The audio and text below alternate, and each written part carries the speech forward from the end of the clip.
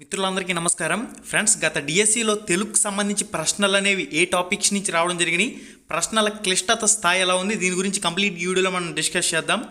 మొదటి ప్రశ్న స్క్రీన్ మీద కనిపిస్తుంది. పండ్లను బొట్ట నిండుగా మేయుచు వెక్కిరించుచు కోతుల చేష్టలను తెలిపే ఈ వాక్యంలోని అలంకారం. ఇక్కడ మనకి వాక్యం చాలా స్పష్టంగా ఉంది.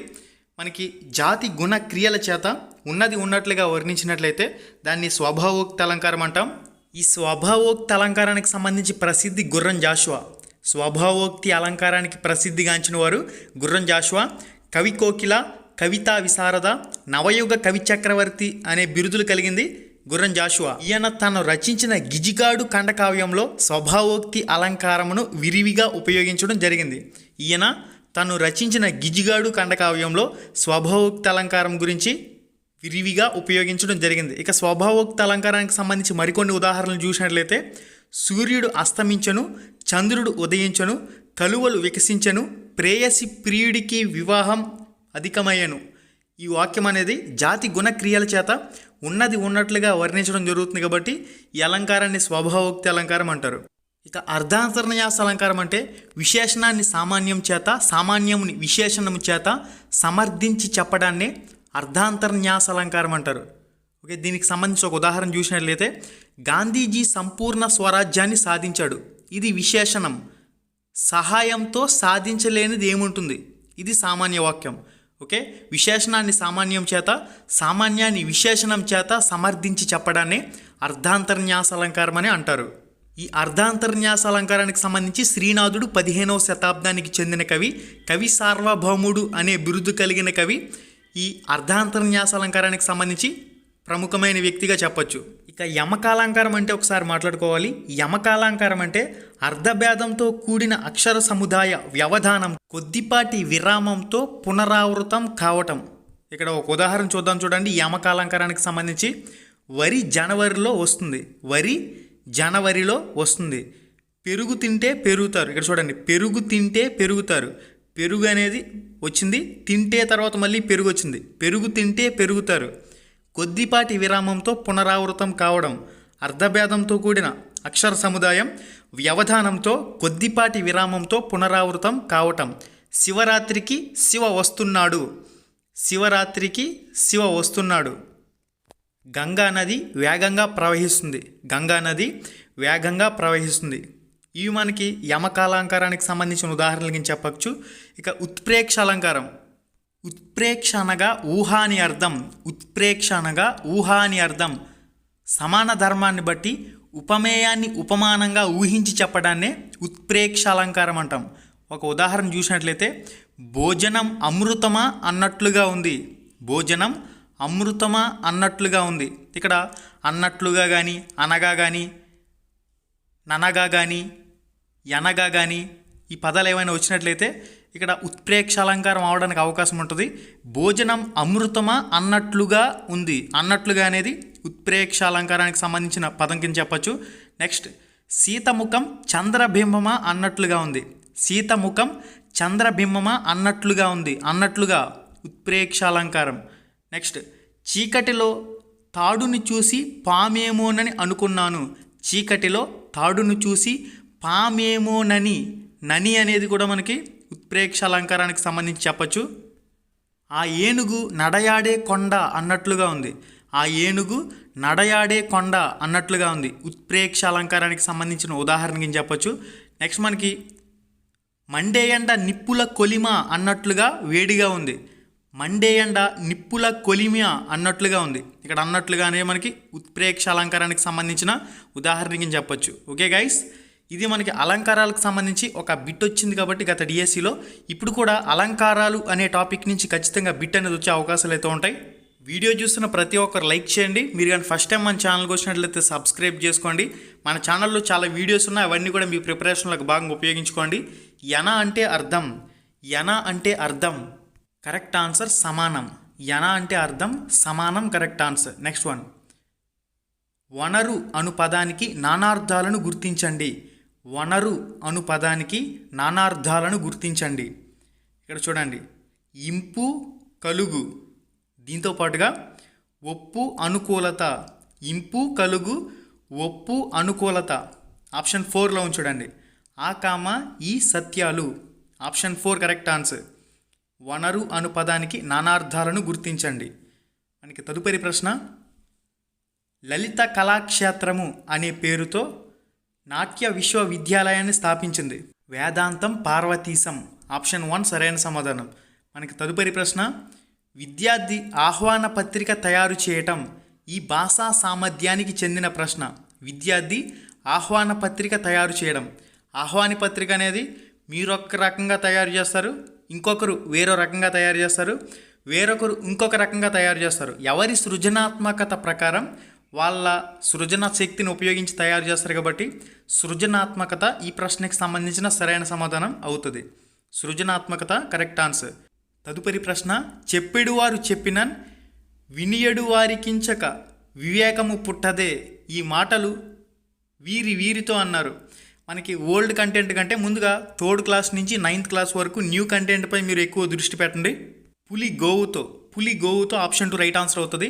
మెయిన్గా మీరు ఏంటంటే 3rd క్లాస్ నుంచి 9th క్లాస్ వరకు న్యూ కొత్త పాఠ్యపుస్తకాలపై దృష్టి పెట్టండి. నెక్స్ట్ వన్, ప్రాణులకు జీవనాధారుడైన వాడు అను వ్యుత్పత్తార్థం నిచ్చే పదం. ఇక్కడ కరెక్ట్ ఆన్సర్ అనిలుడు రైట్ ఆన్సర్. అనిలుడు కరెక్ట్ ఆన్సర్. మనకి తదుపరి ప్రశ్న, ఈ క్రింది వాటిలో జీవ వైవిధ్యాన్ని తెలిపే పాఠ్యాంశం చిలుక సందేశం. నెక్స్ట్ వన్, కాంతామణి పదంలోని సమాసం. ఉపమాన ఉత్తరపద కర్మధారయ సమాసం. ఉపమాన ఉత్తరపద కర్మధారయ సమాసం అంటే ఏంటంటే ఇందులో ఉపమానం ఉత్తరపదంగాను ఉపమేయం పూర్వపదంగాను ఉండును. ఇందులో ఉపమానం ఉత్తరపదంగాను ఉపమేయం పూర్వపదంగాను ఉండును. కాంతామణి మణివంటి కాంత. ఓకే, ఉపమాన ఉత్తరపద కర్మధారయ సమాసం. ఇక మరికొన్ని ఉదాహరణలు చూసినట్లయితే సతీరత్నం, రత్నం వంటి సతి, ఇదొక ఉదాహరణగా చెప్పచ్చు. తనులత, లత వంటి తనువు, ఇది కూడా ఉపమాన ఉత్తరపద కర్మధారయ సమాసానికి ఉదాహరణగా చెప్పచ్చు.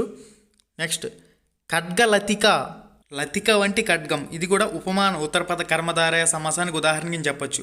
బొమ్మ గుర్రం కథను రచించింది. Deepa Agarwal right answer. Next one, ఈ క్రింది వాటిలో యనాదేశ సంధి జరగని పదం. అసలు యనాదేశ సంధి అంటే ఏంటంటే ఈ ఊ అరువులకు అసవర్ణములైన అచ్చులు క్రమంగా యా వా రాలు వచ్చును.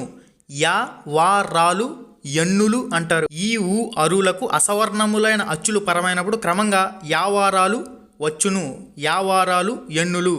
ఉదాహరణ చూసినట్లయితే ప్రత్యక్షం, ప్రతి ప్లస్ అక్షం యనాదేశ సంధి. మధ్వరి, మధు ప్లస్ అరి, ఇది కూడా మనకి యనాదేశ సంధే. ప్రత్యుత్తరం, ఇది కూడా మనకి యనాదేశ సంధే. మరికొన్ని యనాదేశ సంధి పదాలు చూసినట్లయితే స్వస్తి, సు ప్లస్ ఆస్తి. గౌరాజ్యం, గౌరీ ప్లస్ ఆజ్ఞ, ఇది కూడా మనకి యనాదేశ సంధికి సంబంధించిన ఉదాహరణకి చెప్పచ్చు. అత్యంత, అతి ప్లస్ అంత. నెక్స్ట్ త్యార్ది, 3 ప్లస్ అర్ది, ఇది కూడా మనకి యనాదేశ సంధికి సంబంధించిన ఉదాహరణ. అణ్వాస్త్రం, అణు ప్లస్ అస్త్రం యనాదేశ సంధి.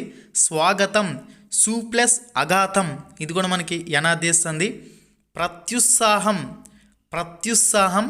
అతి ప్లస్ ఉత్సాహం, ఇది కూడా మనకి యనాదేశ సంధి. అభ్యుదయం, అభి ప్లస్ ఉదయం, ఇది కూడా యనాదేశ సంధి. కానిది రయోక్తి అనే పదం కాదు. మనకి తదుపరి ప్రశ్న, ఇక్కడ ఒక పద్యపాదం ఇవ్వడం జరిగింది. ఈ పద్యపాదానికి సంబంధించి యతి మైత్రి అక్షరాలను గుర్తించని అడుగుతున్నాడు. ఇక్కడ ప్రశ్న ఎంత డెప్త్గా అడిగారో ఒకసారి చూడండి. ముందుగా ఈ పద్యపాదానికి సంబంధించి గురులఘువులు గుర్తించాలి. గురులఘువులు గుర్తించిన తర్వాత ఇది ఉత్పలమాల, చంపకమాల, శార్దూలమ, మధ్యేభావమ గుర్తించాలి. అది గుర్తించిన తర్వాత యతిస్థానం తెలుసుకోవాల్సి ఉంటుంది. ఇక్కడ మనం ఈ పద్యపాదానికి సంబంధించి గురులఘువులు గుర్తించినట్లయితే బరానా బబరా వస్తే ఉత్పలమాల, నజబజ జజరా వస్తే చంపకమాల, మసజస్స తత్తగా వస్తే శార్దూలం, సబరణమయ వస్తే మధ్యభవం. ఇక్కడ ఉత్పలమాలకి యతిస్థానం 10వ అక్షరం, చంపకమాలకి యతిస్థానం 11వ అక్షరం, శార్దూలానికి యతిస్థానం 13వ అక్షరం, మధ్యభవానికి యతిస్థానం 14వ అక్షరం. ఇదంతా కూడా మీరు చేసిన తర్వాత యమత, రాజుబానస చక్రం వేసి గురులఘువులను గుర్తించి ఇక్కడ గణ విభజన చేసి ఆ గణాలను గుర్తించిన తర్వాత అక్కడ యతిస్థానం దేంట్లోకి వెళ్తుందో చూసినట్లయితే ఇక్కడ కరెక్ట్ ఆన్సర్ భ వా. ఇక్కడ ఆప్షన్ 2 రైట్ ఆన్సర్ అవుతుంది. ఆప్షన్ 2 ఈ ప్రశ్నకు సంబంధించిన సరైన సమాధానం. చూడొచ్చు మీకు ఇక్కడ ఎంత డెప్త్గా అడుగుతాడనేది తెలుగుకు సంబంధించి ఈ ఒక్క ప్రశ్న చూస్తే మీకు అర్థమవుతుంది. గైస్ లైక్ చేయాలి గైస్, ఇంకా ఎవరైతే వీడియోని లైక్ చేయలేదో లైక్ చేసేయండి.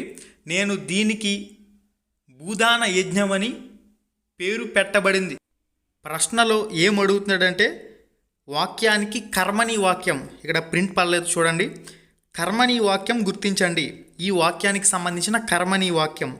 ఇక్కడ నేను దీనికి భూదాన యజ్ఞం అని పేరు పెట్టాను. అసలు కర్మని వాక్యం, కర్మనార్థక వాక్యం అంటే ఏంటంటే కర్మ ప్రధానంగా ఉండి కర్తకు తృతీయ విభక్తి ప్రత్యయం చేరినట్లయితే అట్టి వాక్యాన్ని కర్మని వాక్యం అంటారు. ఒక ఉదాహరణ చూడండి. నాయకుడు ప్రజల చేత ఎన్నుకోబడతాడు. దీనికి కర్మని వాక్యం వచ్చేసరికి ప్రజల చేత నాయకుడు ఎన్నుకోబడతాడు. నెక్స్ట్, భాగవతం పోతన చేత రచించబడింది. పోతన చేత భాగవతం రచించబడింది.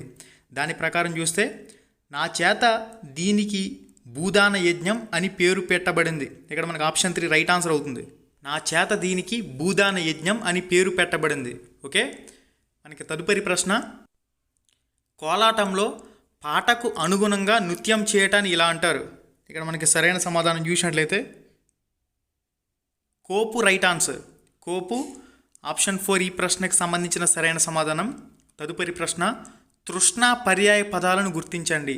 తృష్ణ అనే పదానికి పర్యాయ పదాలు వాంఛ, ఇప్సితం. Option 2 right answer. వాంఛ, ఇప్సితం ఆప్షన్ 2 కరెక్ట్ ఆన్సర్ అవుతుంది. నెక్స్ట్ వన్, అనుకూలంగా లేని పరిస్థితిని గురించి చెప్పేటప్పుడు ఈ జాతీయాన్ని ఉపయోగిస్తారు. అసలు జాతీయం అంటే ఏమిటి? ఒక భాషకు ప్రత్యేకమైన ప్రయోగమే జాతీయం. జాతీయాలకు ఒక భాష నుంచి మరొక భాషలోకి యథాతథంగా అనువాదించడం సాధ్యపడదు. జాతి వాడుకలో రూపుదిద్దుకున్న భాషా విశేషణమే జాతీయం. ఫర్ ఎగ్జాంపుల్ ఇక్కడ చుక్కెదురు, అనుకూలంగా లేని పరిస్థితి. ఇది మనకి కరెక్ట్ ఆన్సర్ అవుతుంది. ఆప్షన్ 1. కాకి బలం, ఇంకొక ఉదాహరణ చూడండి. కాకి బలం, ఎక్కువ బంధువర్గాన్ని కలిగి ఉండడం. ఇది ఒక జాతీయానికి ఉదాహరణ కింద చెప్పచ్చు. నెక్స్ట్ మనకి ఊకదంపుడు, నిష్ప్రయోజనమైన మాటలు. ఇది కూడా జాతీయానికి సంబంధించి ఉదాహరణ. గొర్రెతోక, ఎదుగుదల లేనిది. ఇది కూడా జాతీయానికి సంబంధించి ఉదాహరణ కింద చెప్పచ్చు. భగీరథ ప్రయత్నం, పట్టు వదలకుండా పట్టుకోవడం, పట్టుదలతో ఒక పనిని సాధించడం భగీరథ ప్రయత్నం. నెక్స్ట్, రసాభాస, గందరగోళ పరిస్థితి, అయోమయం, దిక్కుతోచని స్థితి, తండోపతండాలు, లెక్కించుటకు వీలు కాని, కళ్ళకు కట్టినట్లు, కళ్ళ ముందు నిజంగా జరిగినట్లుగా, తలదాచుకొనుట, ఆశ్రయం పొందు, కత్తి మీద సాము, మిక్కిలి ప్రమాదకరమైంది. ఈ విధంగా చాలా రకాల జాతీయాలు ఉంటాయి. ఆ జాతీయాలన్నీ కూడా మీరు చదువుకున్నప్పుడే ఒక మార్క్ అనేది మిస్ కాకుండా వచ్చే అవకాశం అయితే ఉంటుంది. గాడిద మోత, వెట్టి చాకిరి, చచ్చిన పాము, ఏమీ చేయలేని స్థితి, చతుర్ముఖ పారాయణం, పేకాట. నెక్స్ట్, ఈ క్రింది వాటిలో పురుష సరళాలు లేని పదం. ముందుగా అసలు పరుషాలంటే ఏమిటి, సరళాలంటే ఏమిటి తెలిస్తే దీనికి ఆన్సర్ చేయగలుగుతారు. కచ్చటతప పరుషాలు, గజటతప సరళాలు. దీని ప్రకారం చూసినట్లయితే యమున, యమున అనేది పరుష సరళాక్షరాల్లో లేని పదం. ఆప్షన్ 3 ఈ ప్రశ్నకు సంబంధించిన సరైన సమాధానం. ఈ క్రింది వాటిలో విద్యా లక్ష్యాల లక్షణం కానిది. ఈ క్రింది వాటిలో విద్యా లక్ష్యాల లక్షణం కానిది. పూర్వ నిర్ణీతాలు విద్యార్థుల ప్రవర్తన రూపంలో చెప్పబడతాయి. సామూహికంగా వర్ణించబడు. ఆప్షన్ 4 వచ్చేసరికి కొలవదగని ప్రవర్తన పరివర్తనాలు. ఇక్కడ ఆప్షన్ 4 కరెక్ట్ ఆన్సర్ అవుతుంది. ఓకే, ఈ క్రింది వాటిలో విద్యా లక్ష్యాల లక్షణం కానిది కొలవదగని ప్రవర్తన పరివర్తనలు అని ఉంది కదా. Option 4 right answer. వచన కవితలో ఉండేవి. ఇక్కడ ఆప్షన్లన్నీ క్లారిటీగా చూసుకోండి. కరెక్ట్ ఆన్సర్ గమన వైవిధ్యం ఆప్షన్ 1 ఈ ప్రశ్నకు సంబంధించిన సరైన సమాధానం. భాష మానవుని యొక్క సహజాతం అని చెప్పిన వాదం. భాష మానవుని యొక్క సహజాతం అని చెప్పిన వాదం. ఇక్కడ మనకి సరైన సమాధానం చూసినట్లయితే స్వతసిద్ధవాదం ఆప్షన్ 4 ఈ ప్రశ్నకు సంబంధించిన సరైన సమాధానం. తదుపరి ప్రశ్న, ప్రాథమిక స్థాయి వాచకాల్లో భాషలో పాటించదగినవి విసంధి రూపాలు, దీర్ఘ సమాసాలు, గ్రాంధిక భాషా రూపాలు, శాసన భాషా రూపాలు. ప్రాథమిక స్థాయి వాచకాల భాషలో పాటించదగినవి. ఇక్కడ సరైన సమాధానం విసంధి రూపాలు రైట్ ఆన్సర్. విసంధి రూపాలు కరెక్ట్ ఆన్సర్. నెక్స్ట్ వన్, లిఖిత మాధ్యమానికి చెందిన భాషా కౌశలాలు. లిఖిత మాధ్యమానికి చెందిన భాషా కౌశలాలు. లిఖిత అంటే రాయడం అని చెప్పేసి అందరికీ కూడా ఒక ఐడియా ఉంటుంది కాబట్టి పఠనం లేఖనం ఆప్షన్ 2 సరైన సమాధానం అవుతుంది. నెక్స్ట్ వన్, ఒక తరగతిలోని విద్యార్థి అదే తరగతిలోని విద్యార్థులకు బోధించడాన్ని ఇలా అంటారు. స్వీయ అభ్యసనం, అనుబంధ అభ్యసనం, సమవయస్కుల బోధన, తరగతి నాయకుని బోధన. కరెక్ట్ ఆన్సర్ సమవయస్కుల బోధన. సమవయస్కుల బోధన ఆప్షన్ 3 ఈ ప్రశ్నకు సంబంధించిన కరెక్ట్ ఆన్సర్ అవుతుంది. తన బోధన ఎటువంటి ఫలితాన్ని ఇచ్చిందో తానే మూల్యాంకనం చేసుకోవటానికి ఛాత్రోపాధ్యాయునికి తోడ్పడేది. ఇక్కడ మనకి సరైన సమాధానం స్వీయ మూల్యాంకనం. స్వీయ మూల్యాంకనం ఆప్షన్ 2 ఈ ప్రశ్నకు సంబంధించిన సరైన సమాధానం అవుతుంది. మనకి తదుపరి ప్రశ్న, విద్యార్థుల అత్యంత ఆకర్షణీయంగా ఉండే దృశ్యోపకరణాలు. విద్యార్థులకు అత్యంత ఆకర్షణీయంగా ఉండే దృశ్యోపకరణాలు. మెరుపుల్లా కనిపిస్తున్నాయి కదా అని ఆన్సర్ పెట్టారంటే మార్క్ ఎగిరిపోద్ది. Puppetry right answer. Puppetry option 3 ఈ ప్రశ్నకు సంబంధించిన కరెక్ట్ ఆన్సర్. మనకి తదుపరి ప్రశ్న, మాపనం లక్షణాల్లో ఒకటి పరిమాణాత్మకం రైట్ ఆన్సర్. పరిమాణాత్మకం ఆప్షన్ 1 సరైన సమాధానం అవుతుంది. మనకి తదుపరి ప్రశ్న, ధ్వని ఉచ్చారణలో గా అనేది, దీనికి సంబంధించిన ఆన్సర్ అనేది కొత్త పాఠ్యపుస్తకంలో తెలుగులో 6వ తరగతి తెలుగు పాఠ్యపుస్తకంలో పేజ్ నెంబర్ 24లో ఉంది. కంఠం నుంచి పుట్టే అక్షరాలను కంట్యాలు అంటారు. ఆ, ఆ, ఖ, ఖ, ఘ, ఘ, జ్ఞ, హ ఇవి మనకి కంట్యాలు. కంఠం నుంచి పుట్టే అక్షరాలను కంట్యాలు అంటారు. ఇక్కడ గా అనేది కంట్యం అవుతుంది. నెక్స్ట్, గా అనేది అల్పప్రాణాక్షరం. ఏకమాత్ర కాలంలో పలికే అక్షరాలను అల్పప్రాణాక్షరాలు అంటారు. ఇక్కడ గా అనేది అల్పప్రాణాక్షరం, దాంతోపాటుగా కంట్యం. గా అనేది నాదం కూడా రైట్ ఆన్సర్ అవుతుంది కాబట్టి అల్పప్రాణాక్షరం, నాదం, కంట్యం ఆప్షన్ 2 సరైన సమాధానం అవుతుంది. ఓకే గైస్, టెట్లో ఏ విధంగా అడిగేవాడు సింపుల్గా కంట్యాలంటే ఏమిటి, మూర్ధన్యాలంటే ఏమిటి బిట్ అయిపోయేది. ఇక్కడ డిఎస్సిలో 3 ప్రశ్నలు కలిపి ఒక బిట్ కింద అడుగుతున్నాడు కాబట్టి మీరు ఈ రేంజ్లో బిట్స్ ప్రిపేర్ అయినట్లయితే ఎక్కడ కూడా మార్క్ అనేది మిస్ అవ్వదు. ఫ్రెండ్స్, మరిన్ని ఇటువంటి మోడల్ పేపర్స్ బిట్స్ అనేవి మీకు అందించే ప్రయత్నం అయితే చేయడం జరుగుతుంది కాబట్టి మీరు కానీ ఫస్ట్ టైం మన ఛానల్కి వచ్చినట్లయితే సబ్స్క్రైబ్ చేసుకోండి. ఒకసారి మన యూట్యూబ్ ఛానల్ ఆన్ చేసుకుని రికార్డెడ్ వీడియోస్ కానీ లైవ్ ఎగ్జామ్స్ సెషన్లో ఉన్న live exams important bits practice చేయడం కానీ చేయండి. ఇవన్నీ కూడా మన ఛానల్లో ఆల్రెడీ అప్లోడ్ అయి ఉన్నాయి. ఈ అప్లోడ్ అయి ఉన్న అన్ని వీడియోలను కూడా మీ ప్రిపరేషన్లో ఒక భాగంగా ఉపయోగించుకోండి. మీకు ఎప్పుడైతే ఖాళీ ఉంటుందో ఆ ఖాళీ సమయంలో ఒక 10 నుంచి 20 నిమిషాల పాటు ఒక్కొక్క వీడియోకి మీరు కేటాయించినట్లయితే మీ ప్రిపరేషన్ ప్రాక్టీస్ పరంగా ఈ బిట్స్ వీడియోస్ అనేవి ఉపయోగపడతాయి. ఇక www.ramramesheducation.in ramramesheducation.in అనే వెబ్సైట్లో కూడా ఫ్రీ ఆన్లైన్ మాక్ టెస్ట్లు అయితే ప్రాక్టీస్ చేసుకోండి. ఈరోజు ఒక 5 ఎగ్జామ్స్ అయితే అప్లోడ్ చేయడం జరిగింది. ఈ 5 ఎగ్జామ్స్ కూడా ప్రతి ఒక్కరు కూడా ప్రాక్టీస్ చేసుకోండి. ఈరోజు సైన్స్ 6వ తరగతికి నూతన పాఠ్యపుస్తకాలకు సంబంధించిన 6వ తరగతి సైన్స్కి సంబంధించి 2 టెస్టులు అనేవి అప్లోడ్ చేయడం జరిగింది. ఇక మనకి ట్రై మెథడ్స్కి సంబంధించి ఇంగ్లీష్కి సంబంధించి కూడా టెస్టులు అనేవి పెట్టడం జరిగింది కాబట్టి ప్రతి ఒక్కరు కూడా ఎప్పటికప్పుడు ప్రాక్టీస్ చేసుకోండి. Thank you.